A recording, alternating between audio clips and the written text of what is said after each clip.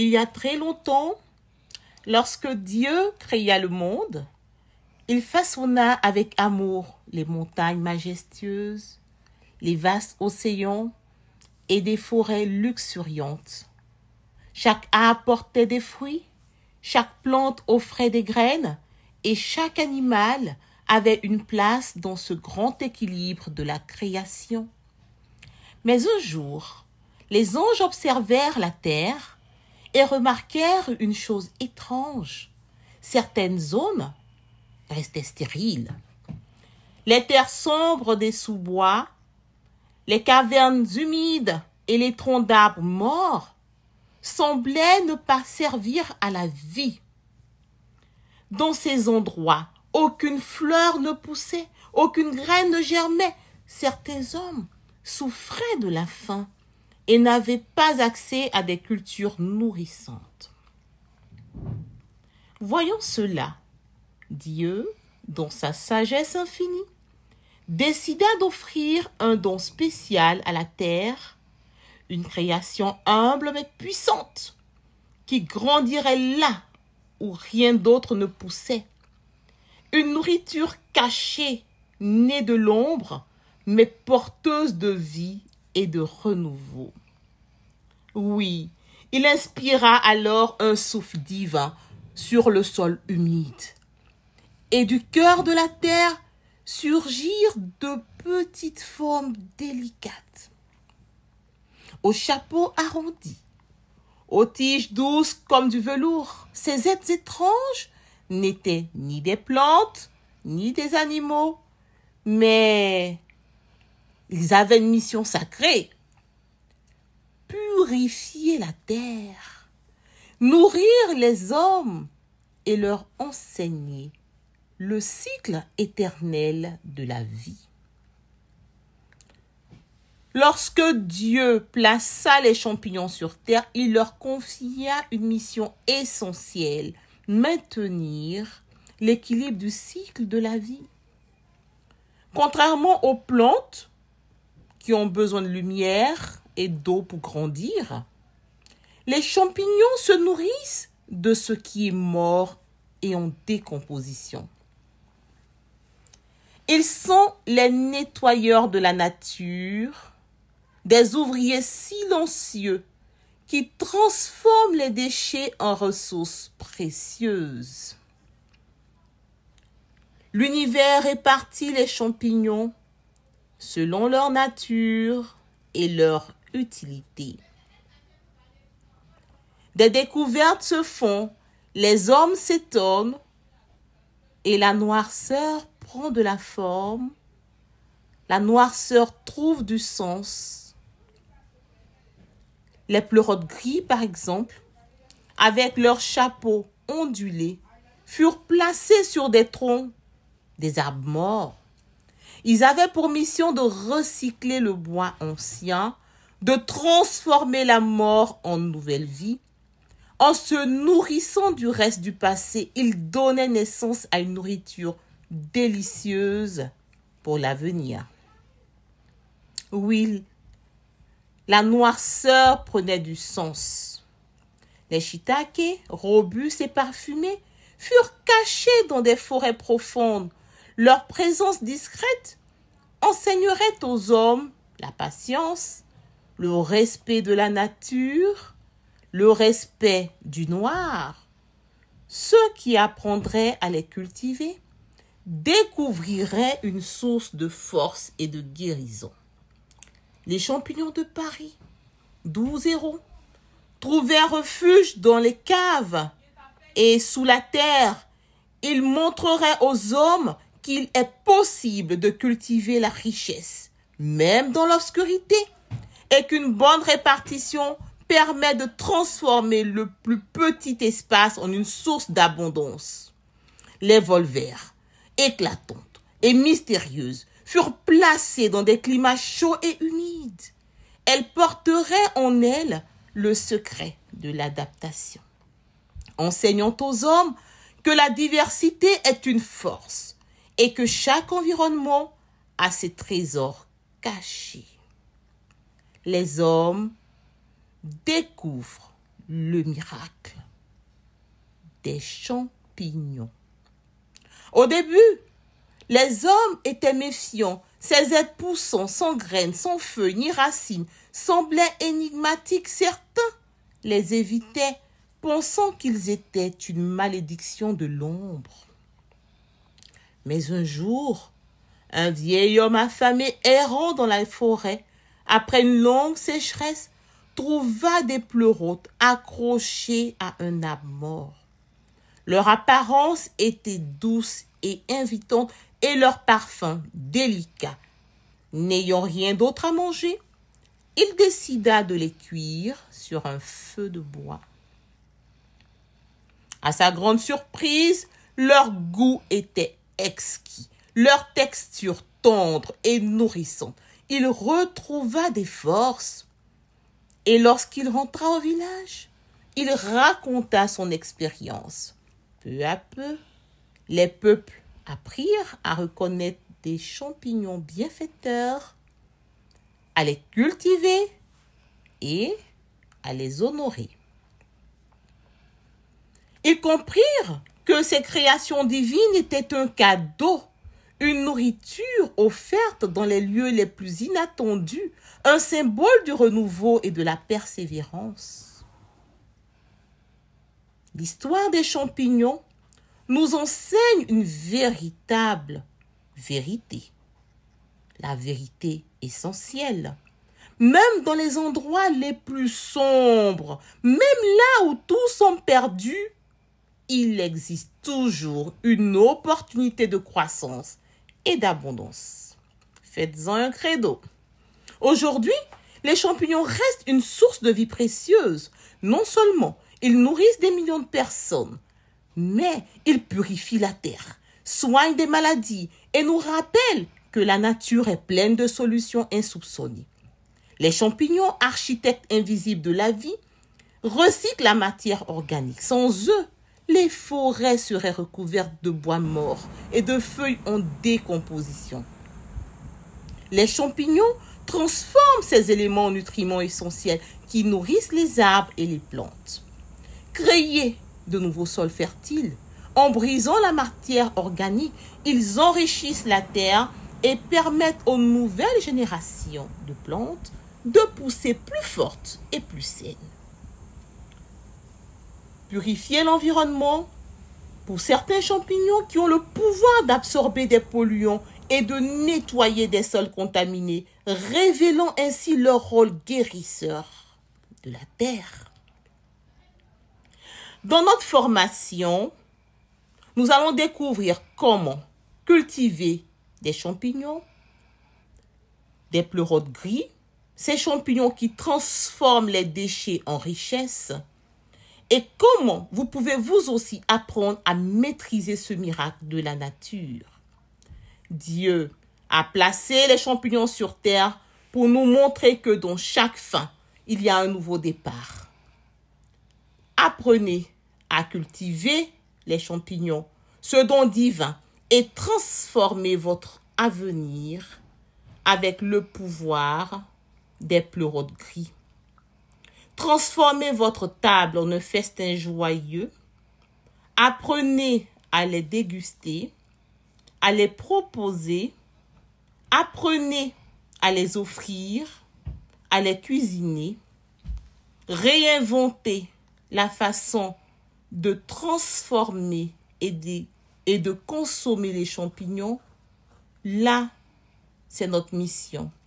Comment les retrouver dans les rayons des supermarchés, des marques les plus connues, aux marques que nous allons créer à travers cette formation. Comment les rendre facilement accessibles? Oui, il s'agit de transformer notre monde avec cette formation. Faire fortune avec les champignons. Bienvenue dans cette formation.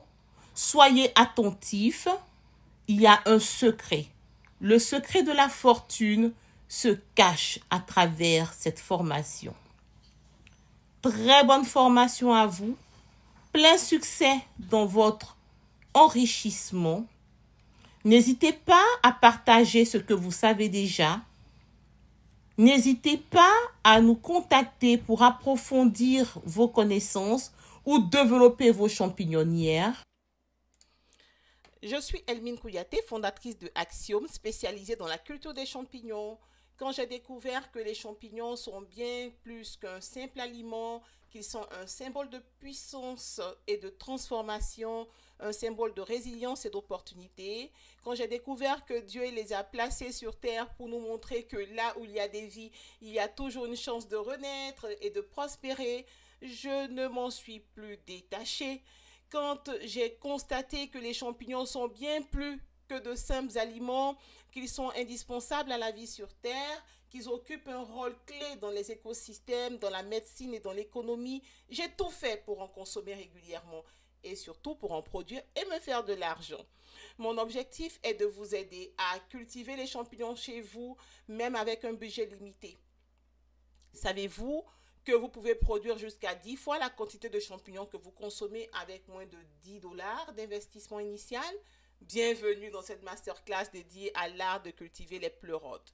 Un projet passionnant et accessible à tous, quel que soit le pays, quelle que soit la saison. Si vous avez déjà essayé de cultiver des champignons et que vous avez rencontré des difficultés, vous n'êtes pas seul. Je suis aussi passée par là dans mes débuts, pas mal d'échecs, de production ratée. Et la culture des pleurotes, comme toute culture, nécessite de comprendre chaque étape, de maîtriser certains paramètres clés.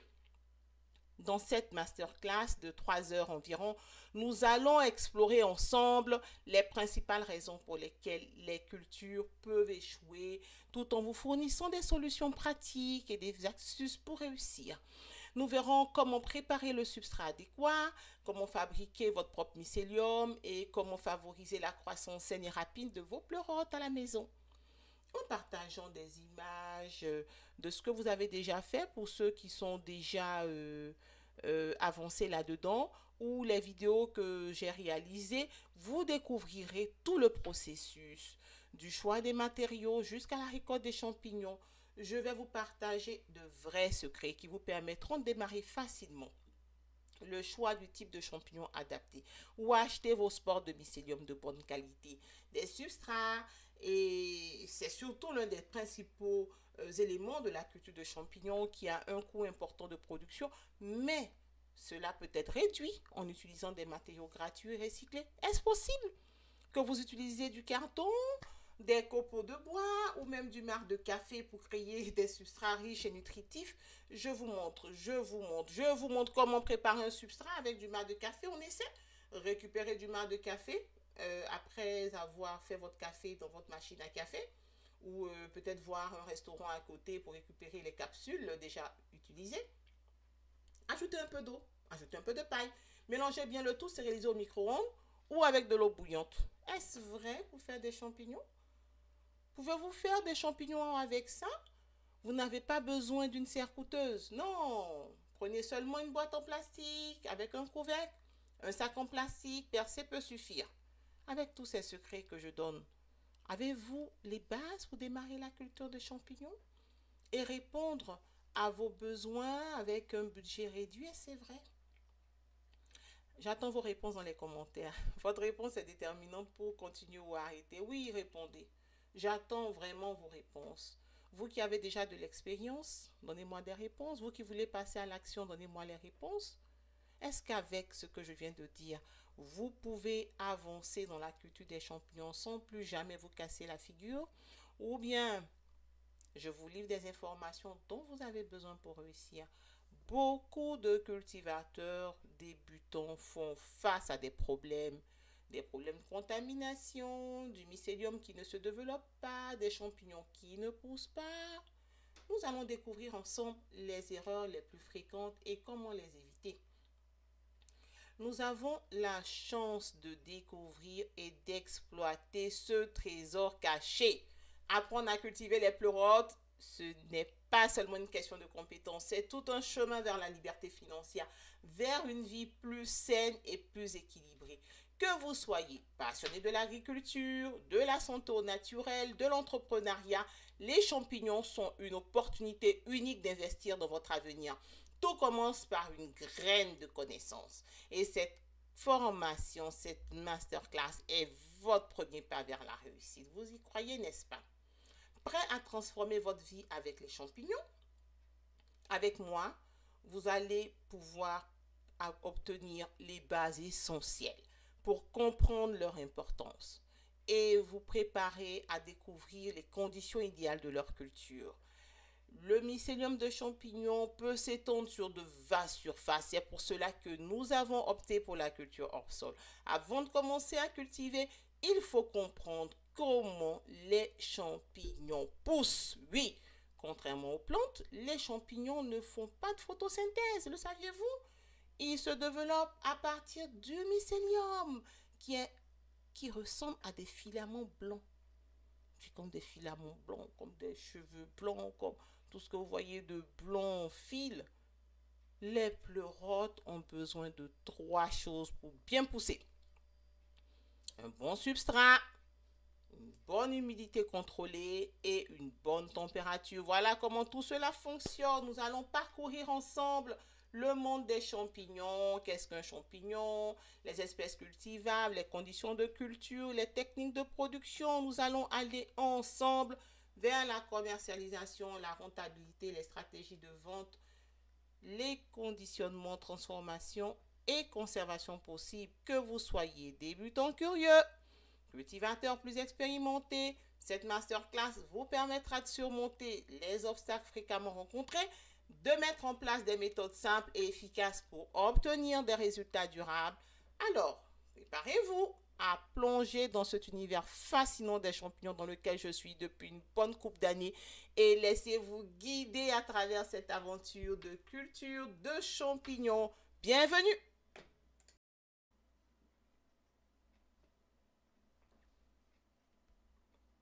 Je vous présente le plan de formation. Nous allons passer par la présentation des champignons, les différents types de champignons. Ensuite, le rôle des différents champignons, l'intérêt des champignons dans l'alimentation et la santé. Comment cultiver les champignons, leur milieu de croissance, les facteurs environnementaux et les étapes de la culture des pleurotes. En troisième partie, nous découvrons le modèle économique des champignons. Quels champignons vendre? Quelle rentabilité? Quelles sont les erreurs courantes?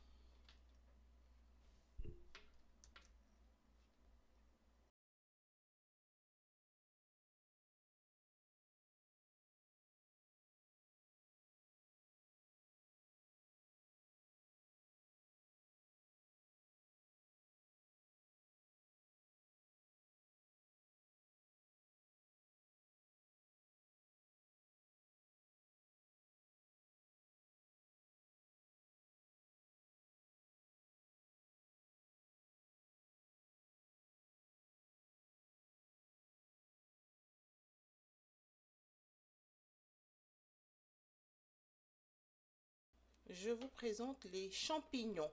Depuis des siècles, les champignons fascinent l'humanité. On a des légendes, on a des traditions, on a même des découvertes scientifiques qui entourent ces mystérieuses créatures. Saviez-vous qu'ils ne sont ni des plantes, ni des animaux, mais une forme de vie totalement unique? Les champignons sont des organismes vivants qui appartiennent au règne des fungi. C'est un règne distinct des plantes et des animaux.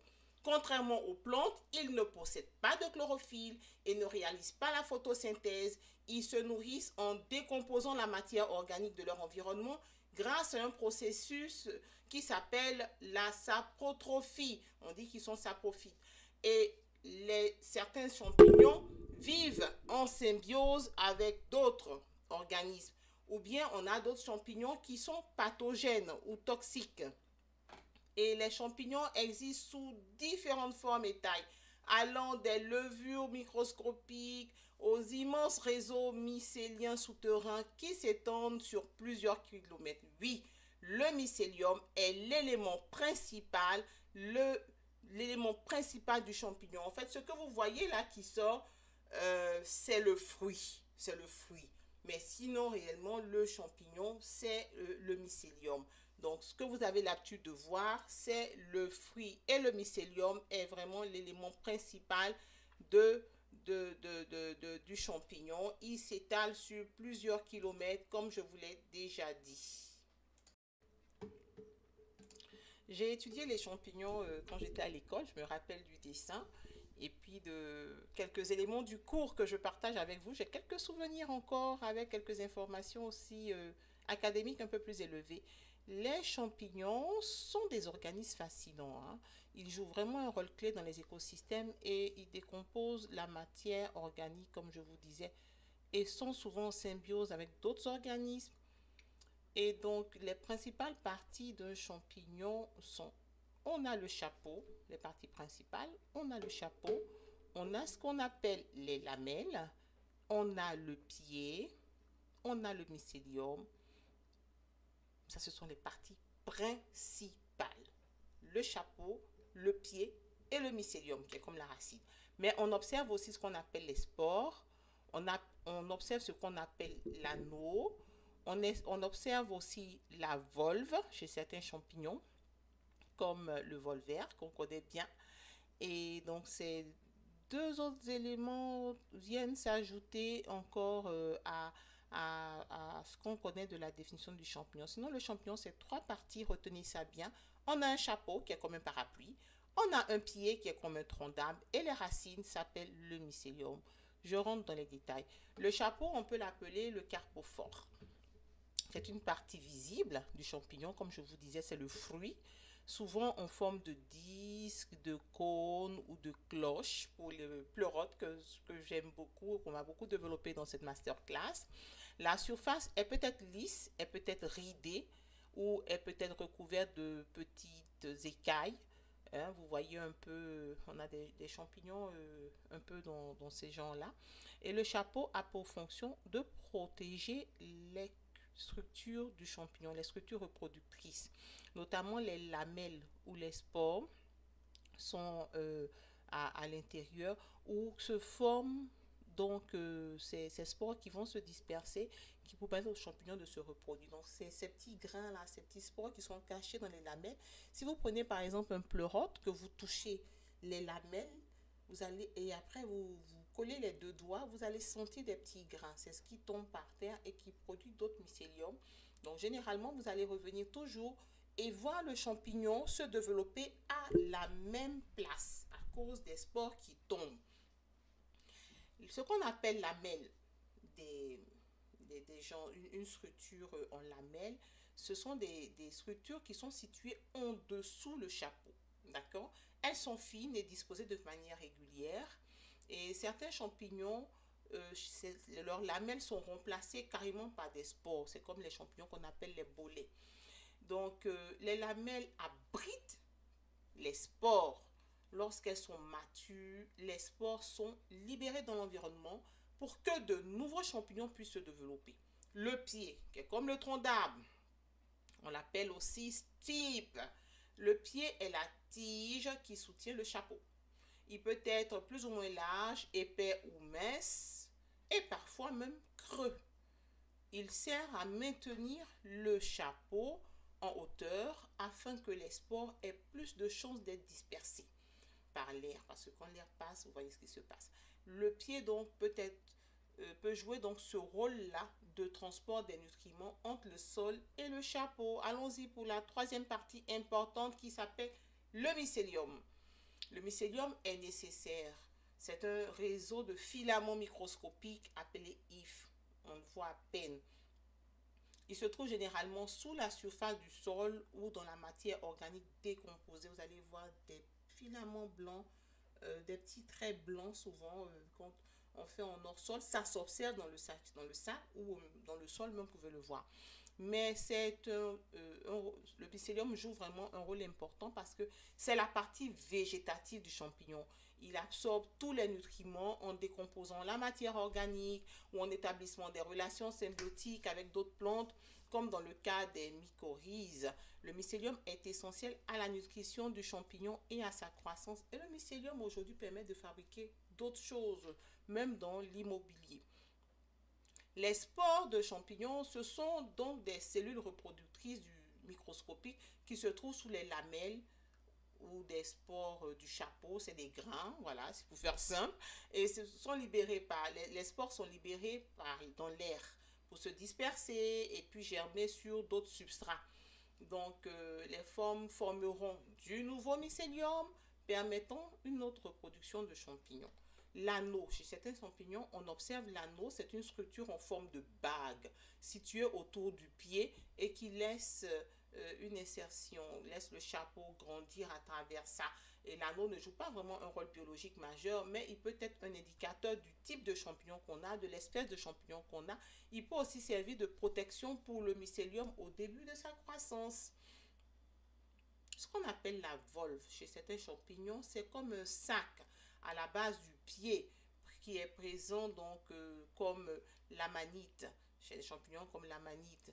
Et la volve sert de protection pour le champignon qui est jeune et peut aider à distinguer donc encore certaines espèces. Elle se déchire lorsque le champignon grandit.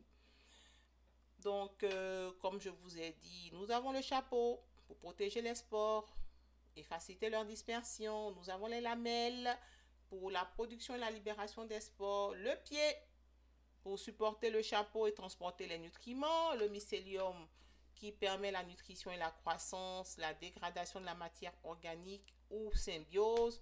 Les spores pour la reproduction future et la dispersion. L'anneau et les volves, ce sont des indicateurs pour distinguer les types de champignons et aussi pour protéger pendant la phase de croissance.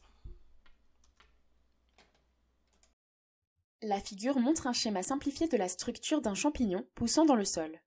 Laquelle des options suivantes identifie correctement les structures légendées X et Y sur la figure? A. X sont les hyphes et Y est le mycélium. B. X est le mycélium et Y est le xylème. C. X est le xylème et Y sont les endospores. Ou D. X est un phloème et Y sont des lamelles. Dans cette question, nous avons un schéma qui montre la structure interne d'un champignon. Et on nous demande d'identifier certaines des différentes parties internes. Le champignon fait partie du règne des champignons. Le règne des champignons est l'un des 5 règnes du vivant. Les 4 autres règnes sont le règne animal, végétal, des protistes et des monaires. Les champignons sont tous hétérotrophes, immobiles et eucaryotes. La partie représentée est la structure reproductrice d'un champignon. Elle permet aux champignons de produire une progéniture. Les champignons se reproduisent généralement en fabriquant des spores. De nombreux champignons, dont ce champignon, sont constitués de longs filaments ramifiés de cellules. Ces filaments sont appelés des hyphes. Dans le sol, les hyphes forment un vaste réseau. Ces hyphes libèrent des enzymes décomposant la matière organique qui pourra être absorbée par le champignon pour qu'il se nourrisse. Ce réseau d'hyphes s'appelle le mycélium. D'après ces informations, nous pouvons choisir la bonne réponse. La structure légendée X dans la figure correspond aux hyphes. La structure indiquée par Y dans la figure est le mycélium. Le règne des champignons est immense et encore largement méconnu. Il existe environ entre 2 et 4 millions d'espèces de champignons sur Terre, dont seulement 150 000 ont été décrites jusqu'à présent. Et donc, parmi celles-ci, on a 2000 espèces comestibles, 700 espèces médicinales dont les propriétés ont été prouvées sur la santé humaine et même sur la santé animale dans une partie des cas. Nous décrivons ici 4 types de champignons. Des champignons comestibles cultivés, des champignons sauvages comestibles, des champignons médicinaux et des champignons toxiques et hallucinogènes. Allons-y pour leur découverte. Le champignon comestible cultivé fait partie de ce qu'on produit dans des environnements contrôlés, comme des serres ou des caves, dans le but de le consommer. Et tous les champignons comestibles cultivés sont largement utilisés dans la cuisine et sont facilement accessibles à la vente. Donc, si vous voyez quelqu'un qui cultive des champignons, ne posez pas la question de la toxicité. Généralement, ceux qui sont cultivés sont accessibles et utilisés dans la cuisine. On a par exemple les pleurotes, les champignons de Paris, les shiitake, d'accord, pour citer les plus connus, et les gnocchis. Alors, au niveau des pleurotes, ce sont des champignons à l'apparence d'un corail, d'une huître. Ils sont connus pour une saveur plus douce, c'est ces textures tendres, on peut même faire des brochettes avec, et qui sont cultivés sur une variété de substrats comme la paille, la sciure de bois, même le mat de café. Les pleurotes sont riches en protéines et en fibres.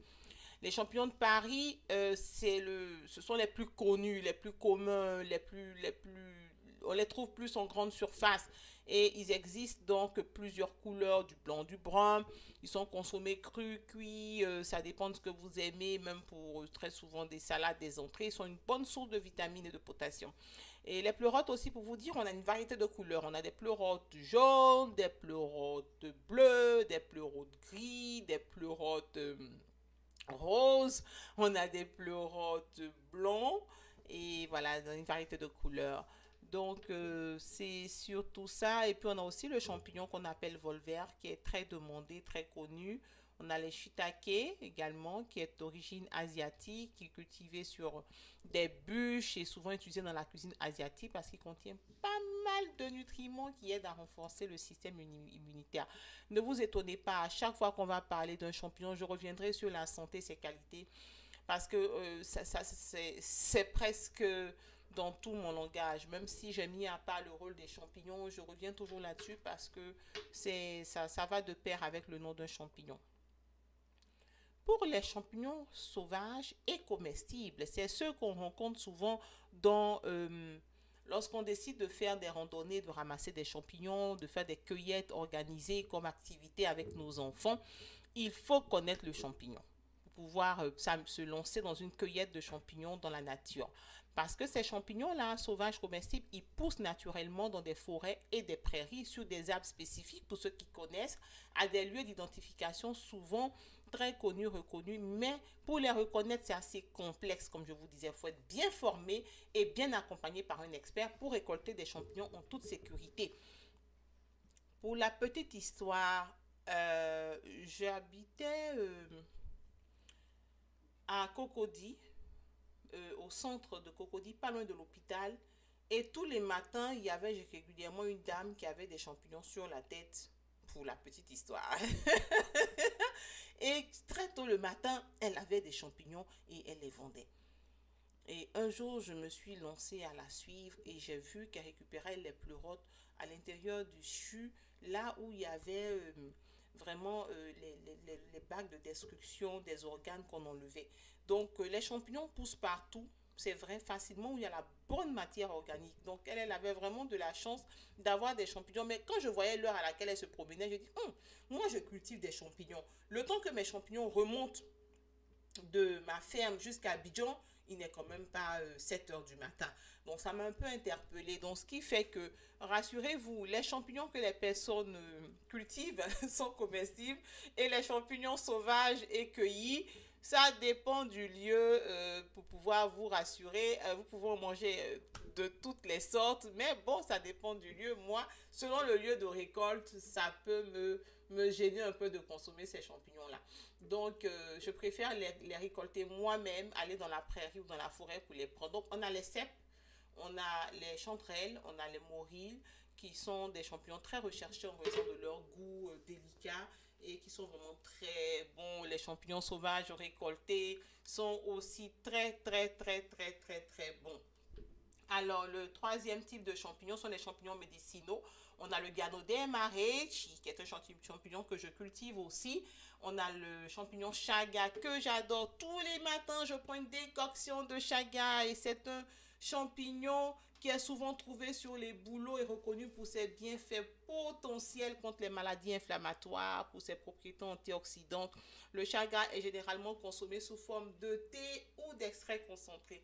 Par contre, le Ganoderma arechi ne peut pas se manger comme ça. C'est un champignon brun-rouge utilisé vraiment en médecine traditionnelle. Et nous le mettons à votre disposition sous forme de grains, sous forme de gélules, parce qu'il est réputé pour ses propriétés immunostimulantes. C'est un antioxydant puissant, un anti-inflammatoire et il est souvent consommé sous forme, comme je disais, de capsules, mais aussi de thé Et puis, il augmente la longévité, il réduit le stress. C'est un très bon champignon, le reishi. Nous introduisons en même temps la dimension des cordyceps qui sont utilisés pour améliorer la performance physique et stimuler l'énergie. Le cordyceps est un champignon très apprécié pour ses effets bénéfiques sur la santé cardiovasculaire et respiratoire et souvent utilisé comme un complément alimentaire pour combattre la fatigue et améliorer l'endurance. Nous avons la quatrième catégorie qui sont les champignons toxiques hallucinogènes. Olé, salut les sorcières! Tous les champignons ne sont pas comestibles. Attention!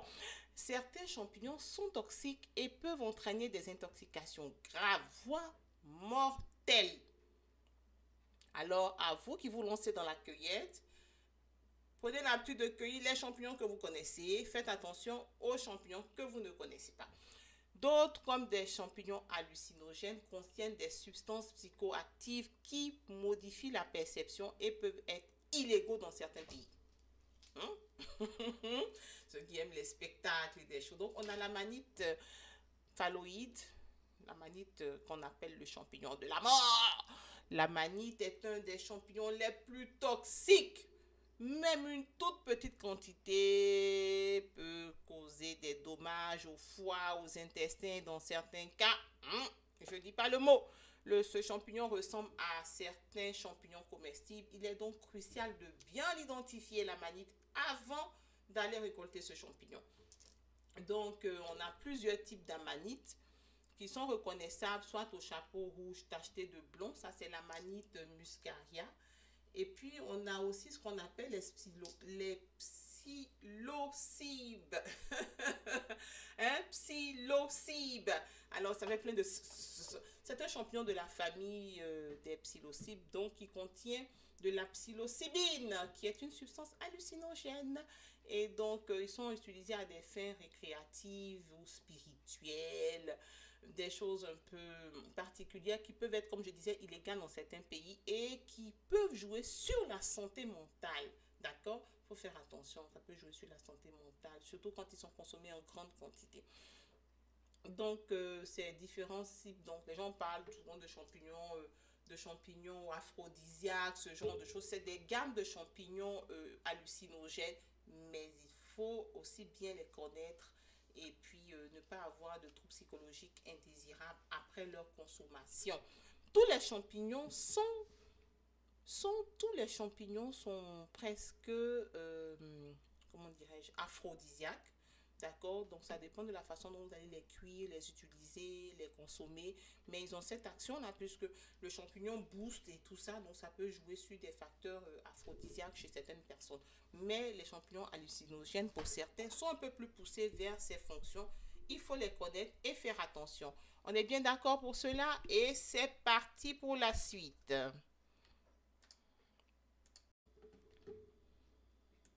Les champignons jouent un rôle de nettoyeur dans la nature. Ce sont des ouvriers silencieux qui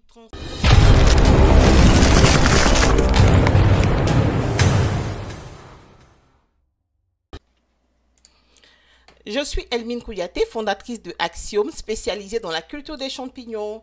Quand j'ai découvert que les champignons sont bien plus qu'un simple aliment, qu'ils sont un symbole de puissance et de transformation, un symbole de résilience et d'opportunité, quand j'ai découvert que Dieu les a placés sur terre pour nous montrer que là où il y a des vies, il y a toujours une chance de renaître et de prospérer, je ne m'en suis plus détachée. Quand j'ai constaté que les champignons sont bien plus que de simples aliments, qu'ils sont indispensables à la vie sur Terre, qu'ils occupent un rôle clé dans les écosystèmes, dans la médecine et dans l'économie, j'ai tout fait pour en consommer régulièrement et surtout pour en produire et me faire de l'argent. Mon objectif est de vous aider à cultiver les champignons chez vous, même avec un budget limité. Savez-vous que vous pouvez produire jusqu'à 10 fois la quantité de champignons que vous consommez avec moins de $10 d'investissement initial? Bienvenue dans cette masterclass dédiée à l'art de cultiver les pleurotes. Un projet passionnant et accessible à tous. quel que soit le pays, quelle que soit la saison. Si vous avez déjà essayé de cultiver des champignons et que vous avez rencontré des difficultés, vous n'êtes pas seul. Je suis aussi passée par là dans mes débuts, pas mal d'échecs, de production ratée. Et la culture des pleurotes, comme toute culture, nécessite de comprendre chaque étape, de maîtriser certains paramètres clés. Dans cette masterclass de 3 heures environ, nous allons explorer ensemble les principales raisons pour lesquelles les cultures peuvent échouer, tout en vous fournissant des solutions pratiques et des astuces pour réussir. Nous verrons comment préparer le substrat adéquat, comment fabriquer votre propre mycélium et comment favoriser la croissance saine et rapide de vos pleurotes à la maison. En partageant des images de ce que vous avez déjà fait pour ceux qui sont déjà avancés là-dedans, ou les vidéos que j'ai réalisées, vous découvrirez tout le processus, du choix des matériaux jusqu'à la récolte des champignons. Je vais vous partager de vrais secrets qui vous permettront de démarrer facilement le choix du type de champignon adapté, ou acheter vos spores de mycélium de bonne qualité, des substrats, et c'est surtout l'un des principaux éléments de la culture de champignons qui a un coût important de production, mais cela peut être réduit en utilisant des matériaux gratuits et recyclés. Est-ce possible que vous utilisez du carton, des copeaux de bois ou même du marc de café pour créer des substrats riches et nutritifs? Je vous montre comment préparer un substrat avec du marc de café. On essaie de récupérer du marc de café après avoir fait votre café dans votre machine à café, ou peut-être voir un restaurant à côté pour récupérer les capsules déjà utilisées. Ajoutez un peu d'eau, ajoutez un peu de paille, mélangez bien le tout, stérilisez au micro-ondes ou avec de l'eau bouillante. Est-ce vrai pour faire des champignons? Pouvez-vous faire des champignons avec ça? Vous n'avez pas besoin d'une serre coûteuse. Non, prenez seulement une boîte en plastique avec un couvercle. Un sac en plastique percé peut suffire. Avec tous ces secrets que je donne, avez-vous les bases pour démarrer la culture de champignons et répondre à vos besoins avec un budget réduit? C'est vrai. J'attends vos réponses dans les commentaires. Votre réponse est déterminante pour continuer ou arrêter. Oui, répondez. J'attends vraiment vos réponses. Vous qui avez déjà de l'expérience, donnez-moi des réponses. Vous qui voulez passer à l'action, donnez-moi les réponses. Est-ce qu'avec ce que je viens de dire, vous pouvez avancer dans la culture des champignons sans plus jamais vous casser la figure? Ou bien, je vous livre des informations dont vous avez besoin pour réussir. Beaucoup de cultivateurs débutants font face à des problèmes de contamination, du mycélium qui ne se développe pas, des champignons qui ne poussent pas. Nous allons découvrir ensemble les erreurs les plus fréquentes et comment les éviter. Nous avons la chance de découvrir et d'exploiter ce trésor caché. Apprendre à cultiver les pleurotes, ce n'est pas seulement une question de compétence, c'est tout un chemin vers la liberté financière, vers une vie plus saine et plus équilibrée. Que vous soyez passionné de l'agriculture, de la santé au naturel, de l'entrepreneuriat, les champignons sont une opportunité unique d'investir dans votre avenir. Tout commence par une graine de connaissance. Et cette formation, cette masterclass est votre premier pas vers la réussite. Vous y croyez, n'est-ce pas? Prêt à transformer votre vie avec les champignons? Avec moi, vous allez pouvoir obtenir les bases essentielles pour comprendre leur importance et vous préparer à découvrir les conditions idéales de leur culture. Le mycélium de champignons peut s'étendre sur de vastes surfaces. C'est pour cela que nous avons opté pour la culture hors sol. Avant de commencer à cultiver, il faut comprendre comment les champignons poussent. Oui, contrairement aux plantes, les champignons ne font pas de photosynthèse, le saviez-vous? Ils se développent à partir du mycélium qui ressemble à des filaments blancs. C'est comme des filaments blancs, comme des cheveux blancs, comme tout ce que vous voyez de blanc en fil. Les pleurotes ont besoin de 3 choses pour bien pousser. Un bon substrat, une bonne humidité contrôlée et une bonne température. Voilà comment tout cela fonctionne. Nous allons parcourir ensemble le monde des champignons, qu'est-ce qu'un champignon, les espèces cultivables, les conditions de culture, les techniques de production. Nous allons aller ensemble vers la commercialisation, la rentabilité, les stratégies de vente, les conditionnements, transformation et conservation possibles. Que vous soyez débutant curieux, cultivateur plus expérimenté, cette masterclass vous permettra de surmonter les obstacles fréquemment rencontrés, de mettre en place des méthodes simples et efficaces pour obtenir des résultats durables. Alors, préparez-vous à plonger dans cet univers fascinant des champignons dans lequel je suis depuis une bonne couple d'années et laissez-vous guider à travers cette aventure de culture de champignons. Bienvenue!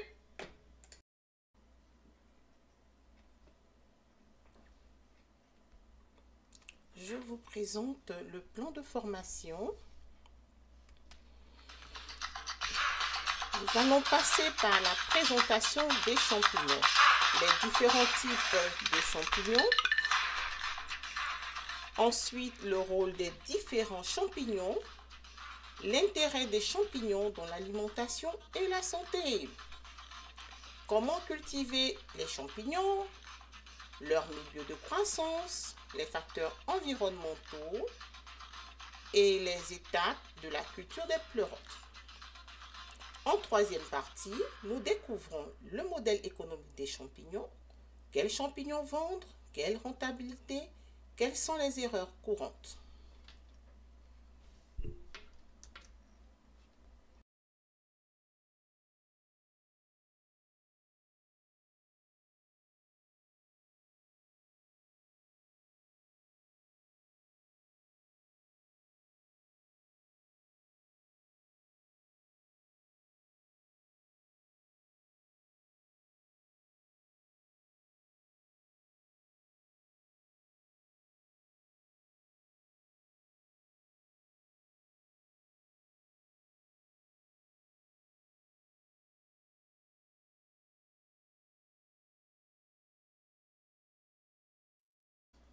Je vous présente les champignons. Depuis des siècles, les champignons fascinent l'humanité. On a des légendes, on a des traditions, on a même des découvertes scientifiques qui entourent ces mystérieuses créatures. Saviez-vous qu'ils ne sont ni des plantes, ni des animaux, mais une forme de vie totalement unique? Les champignons sont des organismes vivants qui appartiennent au règne des fungi. C'est un règne distinct des plantes et des animaux. Contrairement aux plantes, ils ne possèdent pas de chlorophylle et ne réalisent pas la photosynthèse. Ils se nourrissent en décomposant la matière organique de leur environnement grâce à un processus qui s'appelle la saprotrophie. On dit qu'ils sont saprophytes. Et certains champignons vivent en symbiose avec d'autres organismes. Ou bien on a d'autres champignons qui sont pathogènes ou toxiques.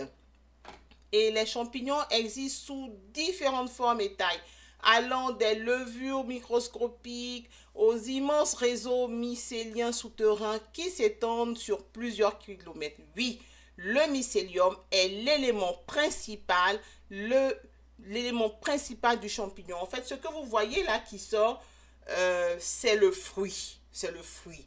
Mais sinon, réellement, le champignon, c'est le mycélium. Donc, ce que vous avez l'habitude de voir, c'est le fruit. Et le mycélium est vraiment l'élément principal du champignon. Il s'étale sur plusieurs kilomètres, comme je vous l'ai déjà dit. J'ai étudié les champignons quand j'étais à l'école, je me rappelle du dessin. Et puis de quelques éléments du cours que je partage avec vous. J'ai quelques souvenirs encore avec quelques informations aussi académiques un peu plus élevées. Les champignons sont des organismes fascinants, hein. Ils jouent vraiment un rôle clé dans les écosystèmes et ils décomposent la matière organique, comme je vous disais, et sont souvent en symbiose avec d'autres organismes. Et donc, les principales parties d'un champignon sont: on a le chapeau, les parties principales, on a le chapeau, on a ce qu'on appelle les lamelles, on a le pied, on a le mycélium. Ça, ce sont les parties principales. Le chapeau, le pied et le mycélium, qui est comme la racine. Mais on observe aussi ce qu'on appelle les spores, on observe ce qu'on appelle l'anneau, On observe aussi la volve chez certains champignons, comme le vol vert qu'on connaît bien. Et donc, ces deux autres éléments viennent s'ajouter encore à ce qu'on connaît de la définition du champignon. Sinon, le champignon, c'est trois parties, retenez ça bien. On a un chapeau qui est comme un parapluie. On a un pied qui est comme un tronc d'arbre et les racines s'appellent le mycélium. Je rentre dans les détails. Le chapeau, on peut l'appeler le carpophore. C'est une partie visible du champignon, comme je vous disais, c'est le fruit, souvent en forme de disque, de cône ou de cloche pour le pleurote que j'aime beaucoup, qu'on va beaucoup développer dans cette masterclass. La surface est peut-être lisse, est peut-être ridée ou est peut-être recouverte de petites écailles. Hein, vous voyez un peu, on a des champignons un peu dans ces genres-là. Et le chapeau a pour fonction de protéger les structures du champignon, les structures reproductrices, notamment les lamelles ou les spores sont à l'intérieur où se forment donc ces spores qui vont se disperser, qui vous permettent aux champignons de se reproduire. Donc c'est ces petits grains là, ces petits spores qui sont cachés dans les lamelles. Si vous prenez par exemple un pleurote, que vous touchez les lamelles, vous allez, et après vous collez les deux doigts, vous allez sentir des petits grains. C'est ce qui tombe par terre et qui produit d'autres mycéliums.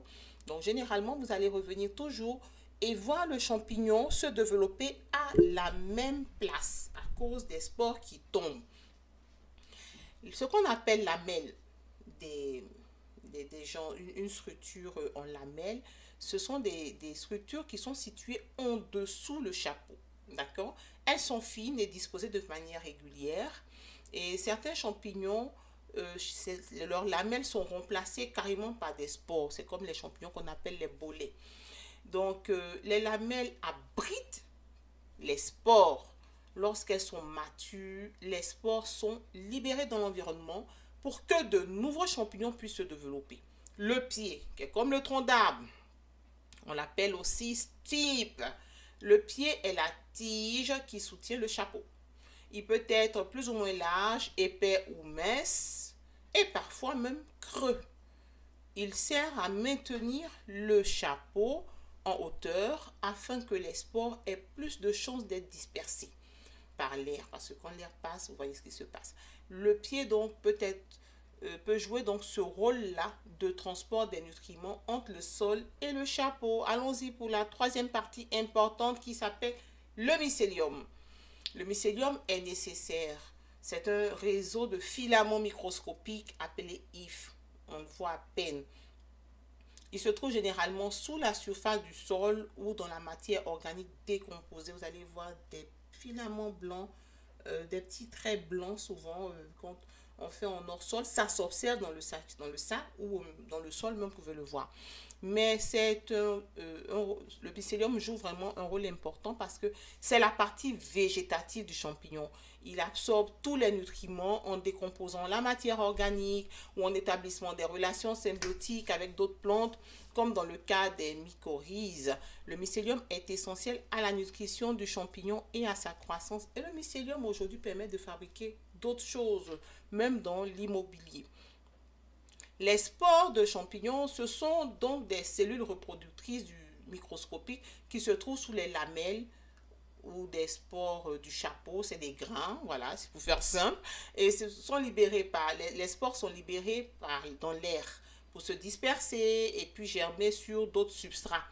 Donc, les formes formeront du nouveau mycélium permettant une autre reproduction de champignons. L'anneau, chez certains champignons, on observe l'anneau, c'est une structure en forme de bague située autour du pied et qui laisse une insertion, laisse le chapeau grandir à travers ça. Et l'anneau ne joue pas vraiment un rôle biologique majeur, mais il peut être un indicateur du type de champignon qu'on a, de l'espèce de champignon qu'on a. Il peut aussi servir de protection pour le mycélium au début de sa croissance. Ce qu'on appelle la volve chez certains champignons, c'est comme un sac à la base du pied qui est présent donc comme l'amanite, chez les champignons comme l'amanite. Et la volve sert de protection pour le champignon qui est jeune et peut aider à distinguer donc encore certaines espèces. Elle se déchire lorsque le champignon grandit. Donc, comme je vous ai dit, nous avons le chapeau pour protéger les spores et faciliter leur dispersion. Nous avons les lamelles pour la production et la libération des spores. Le pied pour supporter le chapeau et transporter les nutriments. Le mycélium qui permet la nutrition et la croissance, la dégradation de la matière organique ou symbiose. Les spores pour la reproduction future et la dispersion. L'anneau et les volves, ce sont des indicateurs pour distinguer les types de champignons et aussi pour protéger pendant la phase de croissance. La figure montre un schéma simplifié de la structure d'un champignon poussant dans le sol.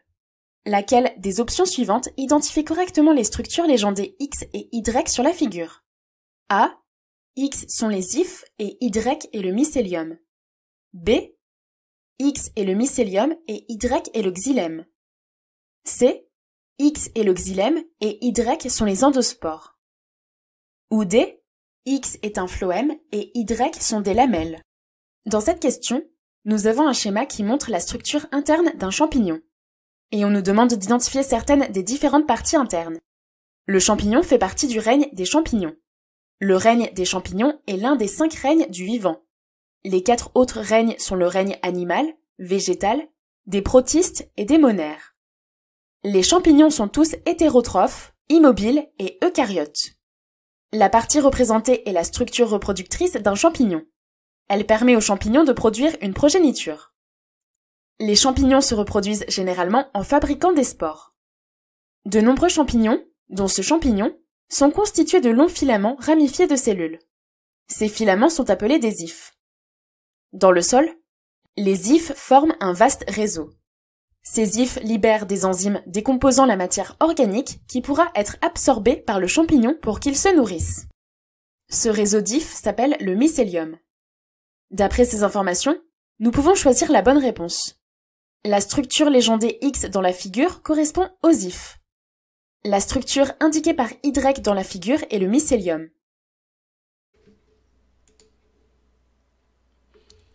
Le règne des champignons est immense et encore largement méconnu. Il existe environ entre 2 et 4 millions d'espèces de champignons sur Terre, dont seulement 150 000 ont été décrites jusqu'à présent. Et donc, parmi celles-ci, on a 2000 espèces comestibles, 700 espèces médicinales dont les propriétés ont été prouvées sur la santé humaine et même sur la santé animale dans une partie des cas. Nous décrivons ici 4 types de champignons. Des champignons comestibles cultivés, des champignons sauvages comestibles, des champignons médicinaux et des champignons toxiques et hallucinogènes. Allons-y pour leur découverte.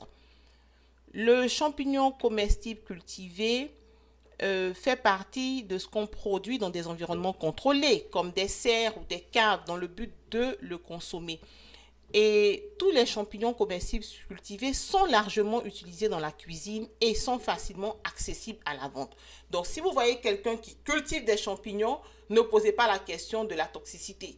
Généralement, ceux qui sont cultivés sont accessibles et utilisés dans la cuisine. On a par exemple les pleurotes, les champignons de Paris, les shiitake, d'accord, pour citer les plus connus, et les gnocchis. Alors, au niveau des pleurotes, ce sont des champignons à l'apparence d'un corail ou d'une huître. Ils sont connus pour une saveur plus douce, c'est de ces textures tendres, on peut même faire des brochettes avec, et qui sont cultivés sur une variété de substrats comme la paille, la sciure de bois, même le mat de café. Les pleurotes sont riches en protéines et en fibres. Les champignons de Paris, ce sont les plus connus, les plus communs, on les trouve plus en grande surface. Et ils existent donc plusieurs couleurs, du blanc, du brun. Ils sont consommés crus, cuits, ça dépend de ce que vous aimez, même pour très souvent des salades, des entrées. Ils sont une bonne source de vitamines et de potassium. Et les pleurotes aussi, pour vous dire, on a une variété de couleurs. On a des pleurotes jaunes, des pleurotes bleues, des pleurotes gris, des pleurotes roses. On a des pleurotes blancs. Et voilà, dans une variété de couleurs. Donc, c'est surtout ça. Et puis, on a aussi le champignon qu'on appelle volvert, qui est très demandé, très connu. On a les shiitake également, qui est d'origine asiatique, qui est cultivé sur des bûches et souvent utilisé dans la cuisine asiatique parce qu'il contient pas mal de nutriments qui aident à renforcer le système immunitaire. Ne vous étonnez pas, à chaque fois qu'on va parler d'un champignon, je reviendrai sur la santé, ses qualités, parce que c'est presque dans tout mon langage. Même si j'ai mis à part le rôle des champignons, je reviens toujours là-dessus parce que ça va de pair avec le nom d'un champignon. Pour les champignons sauvages et comestibles, c'est ceux qu'on rencontre souvent dans... lorsqu'on décide de faire des randonnées, de ramasser des champignons, de faire des cueillettes organisées comme activité avec nos enfants, il faut connaître le champignon pour pouvoir se lancer dans une cueillette de champignons dans la nature.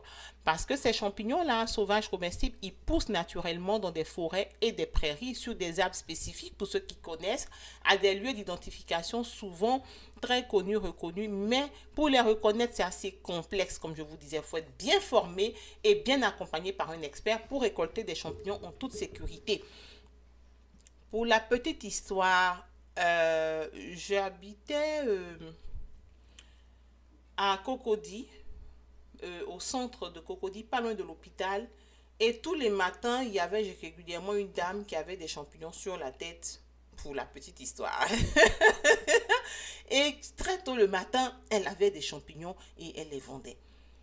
Et un jour, je me suis lancée à la suivre et j'ai vu qu'elle récupérait les pleurotes à l'intérieur du chute, là où il y avait vraiment les bacs de destruction des organes qu'on enlevait. Donc, les champignons poussent partout. C'est vrai, facilement, où il y a la bonne matière organique. Donc, elle avait vraiment de la chance d'avoir des champignons. Mais quand je voyais l'heure à laquelle elle se promenait, je dis, moi, je cultive des champignons. Le temps que mes champignons remontent de ma ferme jusqu'à Abidjan, il n'est quand même pas 7 heures du matin. Donc, ça m'a un peu interpellée. Donc, ce qui fait que, rassurez-vous, les champignons que les personnes cultivent sont comestibles et les champignons sauvages et cueillis, ça dépend du lieu pour pouvoir vous rassurer. Vous pouvez en manger de toutes les sortes, mais bon, ça dépend du lieu. Moi, selon le lieu de récolte, ça peut me gêner un peu de consommer ces champignons-là. Donc, je préfère les récolter moi-même, aller dans la prairie ou dans la forêt pour les prendre. Donc, on a les cèpes, on a les chanterelles, on a les morilles, qui sont des champignons très recherchés en raison de leur goût délicat et qui sont vraiment très bons. Les champignons sauvages récoltés sont aussi très bons. Alors, le troisième type de champignons sont les champignons médicinaux. On a le Ganoderma arechi, qui est un champignon que je cultive aussi.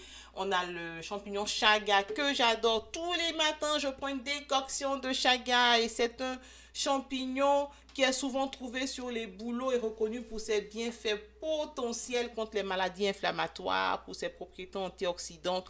Le chaga est généralement consommé sous forme de thé ou d'extrait concentré. Par contre, le Ganoderma arechi ne peut pas se manger comme ça. C'est un champignon brun-rouge utilisé vraiment en médecine traditionnelle. Et nous le mettons à votre disposition sous forme de grains, sous forme de gélules, parce qu'il est réputé pour ses propriétés immunostimulantes. C'est un antioxydant puissant, un anti-inflammatoire, et il est souvent consommé sous forme, comme je disais, de capsules, mais aussi de thé. Et puis, il augmente la longévité, il réduit le stress. C'est un très bon champignon, le reishi. Nous introduisons en même temps la dimension des cordyceps qui sont utilisés pour améliorer la performance physique et stimuler l'énergie. Le cordyceps est un champignon très apprécié pour ses effets bénéfiques sur la santé cardiovasculaire et respiratoire et souvent utilisé comme un complément alimentaire pour combattre la fatigue et améliorer l'endurance. Nous avons la quatrième catégorie qui sont les champignons toxiques, hallucinogènes. Olé, salut les sorcières. Tous les champignons ne sont pas comestibles. Attention, certains champignons sont toxiques et peuvent entraîner des intoxications graves, voire mortelles. Alors, à vous qui vous lancez dans la cueillette, prenez l'habitude de cueillir les champignons que vous connaissez. Faites attention aux champignons que vous ne connaissez pas. D'autres, comme des champignons hallucinogènes, contiennent des substances psychoactives qui modifient la perception et peuvent être illégaux dans certains pays. Ceux qui aiment les spectacles et des shows. Donc, on a la manite phalloïde, qu'on appelle le champignon de la mort. La manite est un des champignons les plus toxiques. Même une toute petite quantité peut causer des dommages au foie, aux intestins, dans certains cas. Je ne dis pas le mot. Ce champignon ressemble à certains champignons comestibles. Il est donc crucial de bien identifier la manite avant d'aller récolter ce champignon. Donc, on a plusieurs types d'amanites qui sont reconnaissables soit au chapeau rouge tacheté de blond, ça c'est l'amanite muscaria. Et puis, on a aussi ce qu'on appelle les psilocybes. Psilocybes. Alors, ça fait plein de... C'est un champignon de la famille des psilocybes, donc qui contient de la psilocybine, qui est une substance hallucinogène. Et donc, ils sont utilisés à des fins récréatives ou spirituelles, des choses un peu particulières qui peuvent être, comme je disais, illégales dans certains pays et qui peuvent jouer sur la santé mentale. D'accord? Il faut faire attention, ça peut jouer sur la santé mentale, surtout quand ils sont consommés en grande quantité. Donc, c'est différents types. Donc, les gens parlent souvent de champignons aphrodisiaques, ce genre de choses. C'est des gammes de champignons hallucinogènes, mais il faut aussi bien les connaître et puis ne pas avoir de troubles psychologiques indésirables après leur consommation. Tous les champignons sont presque, comment dirais-je, aphrodisiaques. D'accord? Donc, ça dépend de la façon dont vous allez les cuire, les utiliser, les consommer. Mais ils ont cette action-là, puisque le champignon booste et tout ça. Donc, ça peut jouer sur des facteurs aphrodisiaques chez certaines personnes. Mais les champignons hallucinogènes, pour certains, sont un peu plus poussés vers ces fonctions. Il faut les connaître et faire attention. On est bien d'accord pour cela? Et c'est parti pour la suite.